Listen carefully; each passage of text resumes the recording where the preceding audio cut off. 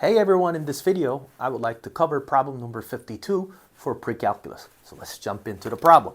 So we got g of x this time, okay? So we got g of x, and this will be in fact 2 times absolute value of cosine, and that becomes 2x. And of course I need to close the parentheses and with the absolute value, and I'm adding it up with 1, okay? I'm adding it with 1, and I need to find the difference between its max and min.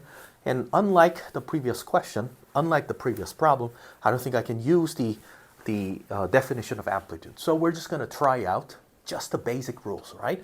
So first off, for any real x, okay, for any real x,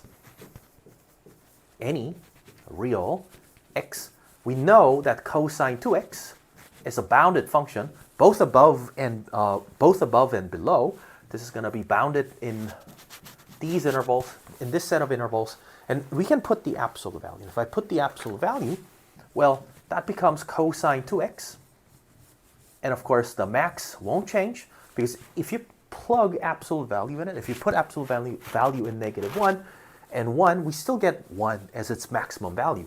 But normally the minimum value is just going to be 0. And now we have, like we can multiply this by out 2, and if you multiply this expressions by 2, what do we have?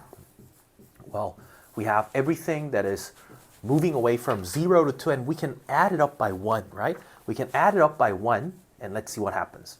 If we add it up by 1 to the left side and the right side all together, it becomes, like from 1 to 3, and of course the difference between 1 and 3, it's just going to be 2.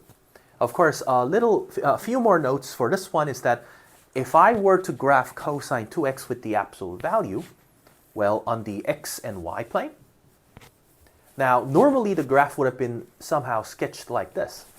Normally that would have been the 5 important point summary, right? So 5 points, and you can actually plot all those things with normally 2 pi, but we're dividing out by, we're having it by cutting it out by half. So it becomes pi, and that becomes pi over 2, and so on. We happen to get all these images, right? Now, if you put absolute value on this graph, we normally have a reflection about the x-axis. So we're going to have all these shapes of jumping, like it looks like an image that is hopping, like a frog hopping on the ground, and we're going to have all of these graphs. And of course, if I multiply it out by 2, well, it's not going to be 1, that's going to be 2. Okay?